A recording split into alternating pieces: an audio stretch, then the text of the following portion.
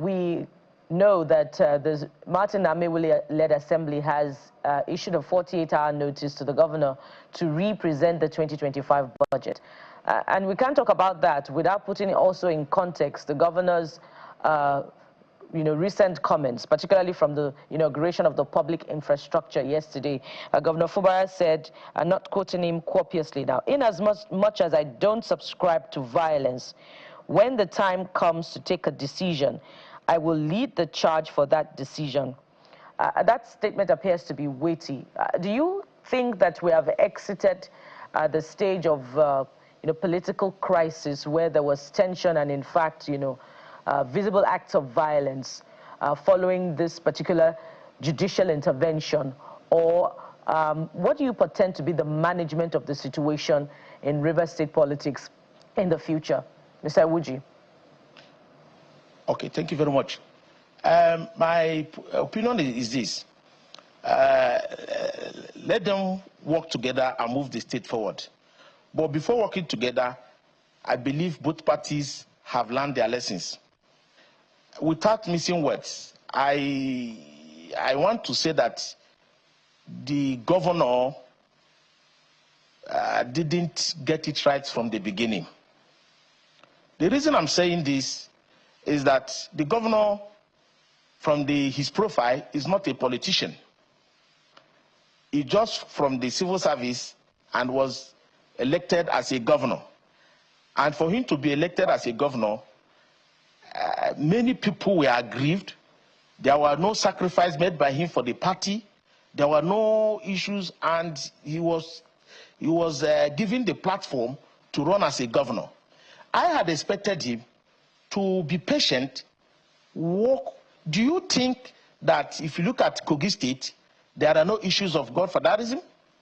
But the governor there is managing it.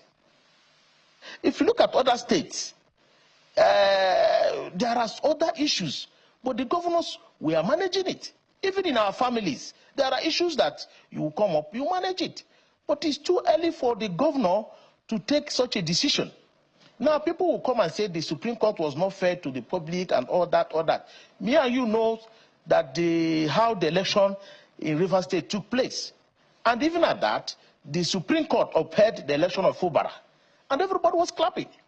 And the decision has been taken now for the crisis there. I think what the governor should do, first of all, should not be listening to all these political fight and distractors who always come to him to tell him what he wants to hear, and they will run to the other side to tell him and feed their pockets. Now, on the side of the assembly, I did not also expect them to begin to say 48 hours. It is wrong for the speaker to the assembly to start on that note, because the bosses have already suffered. So I think they should, at this point, and leaders of the party, leaders and elders in that state should not come in to work together, because this issue of ego is a problem. You need to massage it to come down. So whatever the governor have said yesterday is part of the issue of ego. Whatever the River State House of Assembly have said is also as a result of ego. So at this point in time that Supreme Courts have given this judgment, I think the best bet is to call both parties together. All right. And let them work together.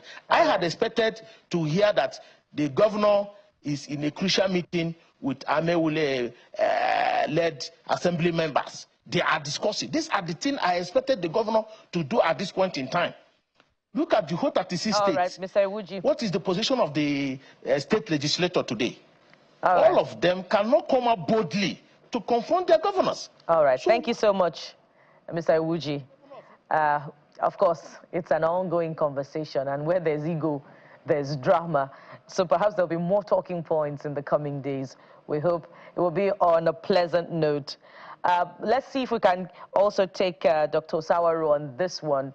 Dr. Osawaru, following the Supreme Court judgment on the Rivers situation, what do you see to be the political colorings of the relations between the State Assembly and the governor in the coming days, particularly with the statements coming from both sides?